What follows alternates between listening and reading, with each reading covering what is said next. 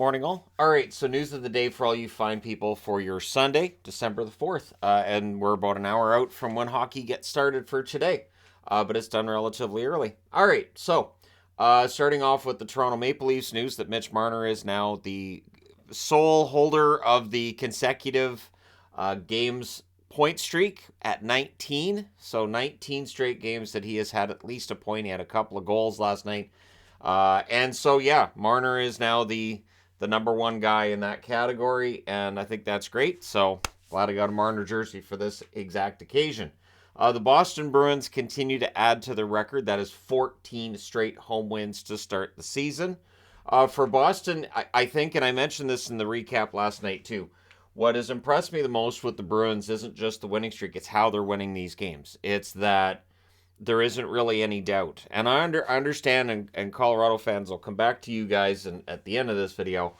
But for Boston, this is how it's been working through this whole 14-game winning streak. It's been really something to see. They get that lead at home, they add to it, and then they play really solid defense. The goaltending's been excellent. It really is one of those things that I look at and I think, well, eventually they have to cool off, but I don't know when that's going to be, so I'll just enjoy it while I can. So yeah, that's an interesting streak the Bruins are on, and again, we'll see how long that goes. Jordan Binnington, his name is now out there, and really there's a couple of incidents that have taken place. There was the interference on Jordan Staal that wasn't called. There was the glove last night to the face on Zucker that was originally called, and then when they saw it was a glove instead of a stick, they decided it wasn't a penalty, which was the wrong call. Marty Biron was on as well talking about it on TSN and said that, Binnington needs to just play the goal and basically along the lines of you're not a defenseman, you're a goaltender. One argument that's always been out there is that if players can't run the goaltender shouldn't be out there running interference either. And Binnington does that. Now, I know it's part of his game to be hot-tempered, but clearly it's running thin. There are fans who aren't happy about it, and definitely Craig Berube, after last night's game, made it quite clear that he wants Binnington to be in the net, play the puck, and stop the puck, and that's his job. And I think there's twofold on this. One, the Blues right now are sitting at 11-13. Their record isn't very good. So it's one thing to have a goaltender who's temperamental and maybe taking penalties here and there and firing up the other team when you're winning, but when you're losing, then it becomes something completely different. And just, in general, with Binnington, this is something we've seen throughout his career, the temperament, everything. And again, when he's winning, it's great. But when they're losing, it's not great. So we'll see what ends up happening with this, whether Binnington changes his style or not. But I think the NHL absolutely needs to do something here. We saw all this talk of, the NHL needs to do something about goalies pushing the nets off the pegs, even though since that became a public discussion point, we really haven't seen it that much in game. But this is dangerous. One thing that Biron pointed out was, look at Batherson's injury last night against Dell. Binnington could have done that to Staal. He could have done that to Zucker. We could have seen them getting major injuries because players don't expect to get hit by the goaltender. Players don't expect the goaltender to come out and run interference or, hit him in the face with the glove. You don't expect that from the goalie. So there is definitely, it's one of those code things, right? A hockey code thing, and it makes sense. The goalie can't be hit, so the goalie shouldn't be out there throwing hits either. So we'll see what happens with Binnington. Again, when they're winning and the numbers are great, it's just one of those things you can say, yeah, he's temperamental, but it's fine. Look at the results. But when you're not getting the results, that story changes. So, yeah, we'll see where this goes. I'd be interested to know from Blues fans how you feel about this. It's just Binnington being Binnington. It's no big deal. Or has it been worse lately and therefore, he needs to adjust and dial it back a bit, right? Temperamental goaltenders can dial it back. Ron Hextall's a good example of, as he got older, there were less incidents that he was involved in than earlier in his career. And so for Binnington, it might be the same thing. We shall see. Streaking teams, the New Jersey Devils on a streak of their own. They've got 11 straight wins on the road. So I do believe that's a team record for them. And I have no doubt they'll hit an NHL record because every team right now seems to be ready to hit NHL records for for greatness or for not greatness, right? So New Jersey continues this run, and as I've said, both in the recap and then I said in the power rankings as well, the impressive part of last night's win was they didn't play very well and they still got the 2 points. So New Jersey wins me over more in that situation, and we'll see whether or not they turn things around in the next game, playing a lot better. But yeah, they're getting the wins when they need them. So, 32 thoughts last night. Elliot Friedman revealing in the team, and Boeser and his representation haven't confirmed this, but it would appear that he and his agent are being allowed to explore trade options. For Brock Boeser, I think being traded out of Vancouver would be a benefit. And I'm saying this because Boeser this year he hasn't been his normal self as a goal scorer and all that, and I do think a change of scenery would help him. He's a good goal scorer, and I think that when he gets traded, the one example I would use is maybe like Rickard Rakell. When Rakell left Anaheim, it was time, and I think with Boeser, I think we're at that same point. And, mentioning Pittsburgh could absolutely use a scoring winger, and Boeser with the right location could get back to 30-goal form.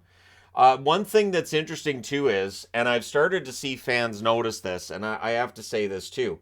So Boeser scores last night, but he was going to be a healthy scratch. When Dakota Joshua wasn't able to go last night, Boeser's in the lineup.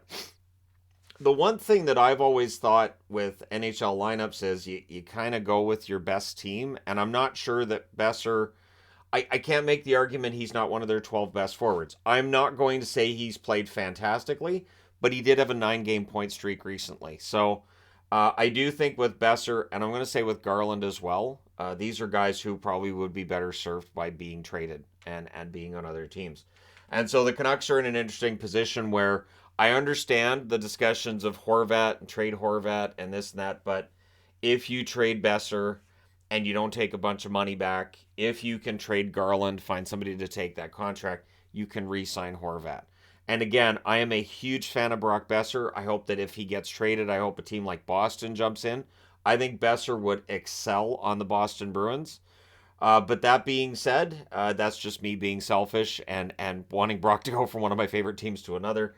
I do think he would benefit from a deal, though. And I would like to see him vindicate himself, because there's been a lot of criticism of his play as well, and I don't see it. I mean, I'm not saying that every player, is fantastic and that there aren't weaknesses in his game, but every player has weaknesses to their game, minus a very select few. And I find that there are times where fans and media really pick on it. I was thinking about this last night too, where players who are offensively minded but don't play defense very much get a ton of criticism.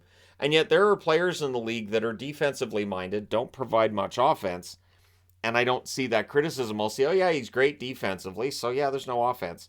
But you don't hear, he's great offensively, but there's no defense, so So I do think that's kind of odd, that it's okay to be defensively minded without the offensive side, but the other way, fans, media, and in some cases coaches will just tear that player apart. I find that so strange. Because again, I'm old enough to remember when there were plenty of forwards that didn't play defense. There were a ton. And so I think you have to have the right mix. You have to have the right line mates. And so I wish Boeser all the best, whatever ends up happening with him. Alex Pietrangelo won't play tomorrow for the Vegas Golden Knights. He's out for personal reasons. Eichel, who left the game late in the third period last night against Detroit, might be in the lineup. It's considered to be a lower body injury, though the team hasn't officially confirmed that. So Eichel may or may not play tomorrow. Pietrangelo won't. Vegas is a team, though, that's used to having to trade out players that are hurt and all that. So, with that in mind, we're also going to discuss teams that have had a ton of injuries, starting with the Washington Capitals. Fehérváry and Kemper did not finish that game last night, and the update is likely to come later today. I'll probably be able to do a news video if that comes out, and there'll probably be other injury updates as well. But that's a really brutal one. Losing Kemper. Kemper's been excellent for Washington. Despite their slow start, I wouldn't put that on Kemper. And Fehérváry's one of their better defensemen. And so if they're without them for an extended period, that's really going to hurt this team. The Washington Capitals are trying to tread water and then hoping to get healthy and go on a bit of a run when they get guys back like Orlov, Wilson, and others, right? It has been the walking wounded for the Washington Capitals. It has not been a fun start. Which brings us to Colorado. Now, Avs fans don't seem to understand that I know how injured the Avs are. But I have watched the Avs in previous seasons, when they're injured, still go out there and win games. And I understand that there's a breaking point where a team isn't going to be winning the games anymore because of how many players are out, or the key guys that are out. But I'm used to Colorado overcoming that and still winning a bunch of games anyways. What they have right now, Lehkonen got hurt last night, so he gets added to Landeskog, Nichushkin, Rodriguez, Helm, Kaut, Manson, Byram, McDermott, all on the injured list. Although I think Kaut's close to returning. But the other problem is, and we see this with Florida too, Florida last night was playing with one less player than what you're supposed to have for an NHL complement because of salary cap constraints. Because people will ask, well, when a team's over the cap, what happens? Well, you end up playing with less players.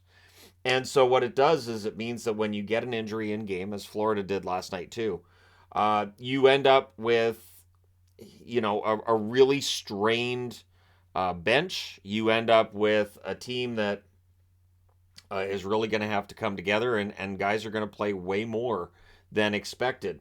And again, with Colorado, I'm used to them coming through those situations. But when you don't have LTIR to use, then you can't call guys up unless it's emergency, and it just gets to be a bit of a mess. And we've seen so much of that. Like 2 or 3 years ago, when we first started seeing teams regularly playing without a full complement of players, I would make note of it at the start of the recap. Each team, I'd be like, okay, this team played with one less player. This team played with 2 less players. I don't even really track that now because there are a lot of teams that are doing it. We have, I know it's happened to Calgary. I know it's happened to St. Louis. I know it's happened to Florida. I believe it's happened to Colorado. It is basically at the point where about half the league is going through the same problem. So I understand that Colorado is dealing with a lineup that's got a lot of AHLers in it. It's part of the reason that you signed Galchenyuk and bring him in is because you need forwards. You have a lot of guys that are out. But again, like I said, I'm used to Colorado excelling at those times. So I'm just surprised they're not, because I am used to Bednar getting the most out of that team and them ending up winning games anyways, because they put on that jersey and it works. So that's the reason I've been surprised. It's not that I'm unaware that Colorado's dealing with a lot of injury problems. I'm just used to them going out there and it's fine. So we don't have McKinnon, we don't have Landeskog. That's all right. We'll still score 5 and we'll win 5-3, or we'll win 1-0, right? So I do expect Colorado to keep, winning enough games and all of that to stay in the mix for first place. And then if/when you get healthy, then you're looking at a team that's going to be that much better. And I say if because there are teams that go through a whole season. Like I said, Vegas went through this last year. There was always another injury. One guy's coming back, another guy goes out. And for Colorado, they just keep getting hurt. So anyways, there you go. Let me know your thoughts in the comment section below as always. Don't forget to hit like and subscribe if you're browsing your way through, you just happened upon this video. Thank you guys so much for watching, for all your support. I will talk to you again soon.